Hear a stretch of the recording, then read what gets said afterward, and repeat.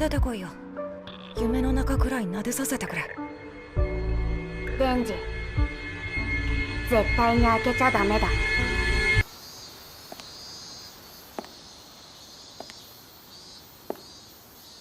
デンジ君はさ、田舎のネズミと都会のネズミ、どっちがいい？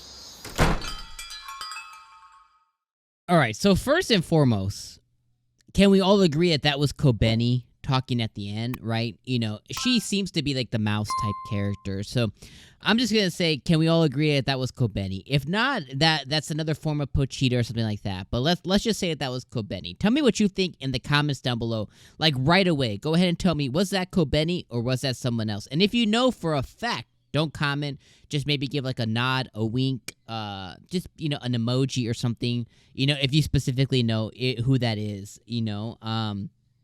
But that's my guess, is at the end of the episode we saw 𝐒𝐿 just kind of being 𝐒𝐿 weird, and in this episode I can definitely say I hate her face. I hate her face so much. So let's talk about the end of the episode, because at the end of the day, you know, when it comes to Chainsaw Man, it hasn't been, well, I don't want to say MAPPA hasn't renewed it for season 2. Season 2 or Core 2 or Part 2 or whatever the continuation of Chainsaw Man just simply hasn't been announced yet. And we know that Chapter 13, something like that, I think is what it is. Chapter 13 is launching in January. Chapter 13, Volume 13, it might be Volume 13 of Chainsaw Man is launching in January. So we know that for sure as far as manga goes. But then as far as the anime goes, nothing's been announced by MAPPA yet. Now, seemingly, you know, this has been like nobody shuts up about Chainsaw Man. Even though I think it was fine. It was a pretty good anime. I don't think it was setting the world on fire. I don't think it was like, you know, the next thing since sliced bread in an anime form. You know, I think it was a good anime. I think it was a solid 8 out of 10 experience. That's kind of my thoughts overall. And if you click off because you're a massive Chainsaw Man fan and you thought the anime was like a 12 out of 10, no worries, I completely understand. But that's just my personal opinion. I thought it was a good anime. I thought it was enjoyable. Good highs, low lows. It was a good anime. But let's talk about the end of the episode. So,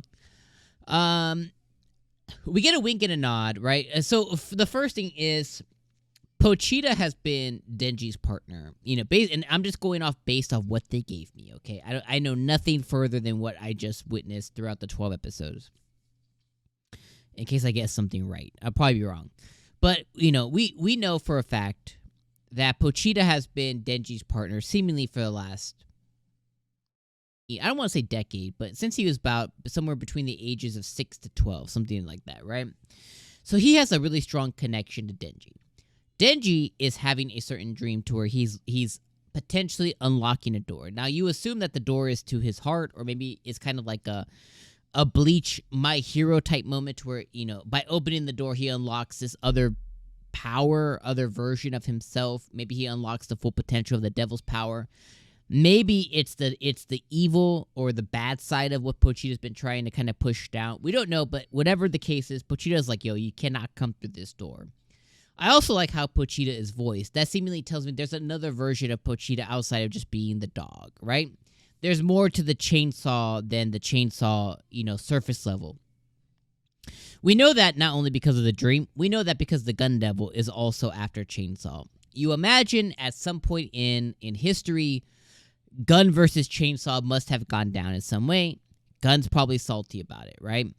That's the only thing that simply makes sense, because you had this Akari girl, Sakanai, whatever, the girl who got ate at the end, you know, the one who was seemingly the one who orchestrated everything with the Yakuza and the Gun Devil and everything. You know, we can kind of put, you know, like 2 and 2 together there, but she was, you know, her mission from the Gun Devil was retrieve the Chainsaw Devil, you know, or Chainsaw Heart. So we know that his level of importance is extremely high at this point. Good thing he's with public security. Good thing Makima kind of, she could piece that together. She knows that he's very, very important at this point. So we have all of that stuff, right? So the end of the episode is very much leading us to a future. We have Aki looking to the future with finally smoking the cigarette that Himeno had gave him at some point. You know, basically wrapping up that version of his story, right? Wrapping up that slice of his life. He's basically wrapping up Himeno, kind of like putting that to bed, and like, I'll see you up in heaven kind of thing, like I'll see you when I see you kind of thing. Kind of like a final moment. I thought that was a really special thing to, for Aki to kind of wrap that up for him. I thought that was a really special thing. Denji's dream, really looking toward the future. We know that Pochita is going to be more important as the future unfolds. Him, he's going to be more important as the future unfolds. Gun Devil seemingly has a lot of value, or sees a lot of value in him. Can't wait to see the Gun Devil. Makima has told her bosses or powers that be, hey, we've collected enough flesh of the Gun Devil. His flesh is now going to lead us to him. So that's kind of the next arc, is we're going to meet the Gun Devil. Well, I mean, you assume, right? Maybe not, but you assume. Let me think what else. What other kind of things happened towards the end of the episode? I mean, that's really it. And then potentially, the Kobeni or some other version of Pochita was the girl at the end. So that one or two things. Maybe that's just kind of giving us a wink and a nod to how important Kobeni really is to this story. Maybe she's a lot more important than what we give her kind of credit for, or at least or what the anime has led us to believe. Maybe she's really important, So there's all of that.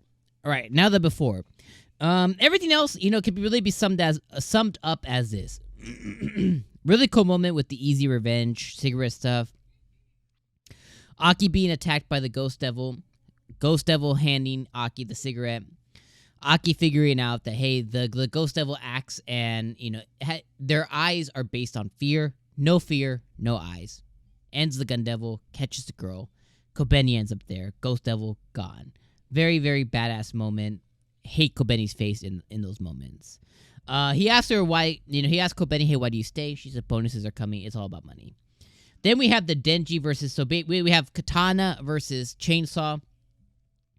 Love their fight. I thought their fight was absolutely badass. I love how Denji was like, yo, I found you, Sideburns, man. I thought that was awesome. Love the speech between them. Love the speech from Denji. Love the speech from the Katana dude. Dude was holding a grudge because Denji killed his grandpa. Rightfully so. Denji was his effing slave. Good for him. Glad he killed grandpa. F grandpa. No remorse there. F your grandpa, bro. Denji cut the dude in half. I thought that shit was lit. And then he locked him up. And then him and Denji and Aki decided to play a game. They called it Nut Shot. We're gonna do the Nut Shot. We're gonna torture this man for Himeno, for us. At first, Aki was like, nah, and then he's like, let's do it. So they end up having him sing a symphony of music via the screams. They played the Nut Shots game. The prize was this man's family jewels. Love that. I freaking laughed a lot during that part of the episode. Thought that was absolutely crazy. The rest of the stuff happens. We got a new ED. I thought that was pretty cool too. New ED looked really dope. And essentially, we could put a button. We could put a cap on this part of the story. So now we're all just looking towards the future. I think this episode for me, this episode was 10 out of 10 for sure. Again, as I said earlier, I think the whole anime holistically, these 12 episodes, 8 out of 10, because it had really high highs, it had some lows, and for me, it was really low lows. And when I say low lows, I don't mean like bad storytelling, it's just boring. A lot of boring moments. So the boring had as many boring parts equal badass parts. They kind of even themselves out. 8 out of 10 experience. Really liked it a lot. Really liked the comedy. Really liked the sakuga. Really liked the gore and stuff that it offered us. Really loved all of that. This episode, though, I thought this episode was a 10 out of 10. That was a badass moment. I even loved the tribute that they gave to Himeno, kind of like the music and everything playing, kind of seeing her back and back. And we got to see Aki's perspective. That I thought that was very special, too. So, overall, it's a wrap, my friends. 8 out of 10 for me and Chainsaw Man. Let me know what your final thoughts are in the comments down below. What rating did you give it? Are you a Chainsaw hardcore? Was this your first experience with it, with like me as well? And what do you give it? Let me know in the comments below, my friends. And was that Kobeni at the end? That's the ultimate question. All right. From me to you, I'll see you guys in the wintertime. Peace.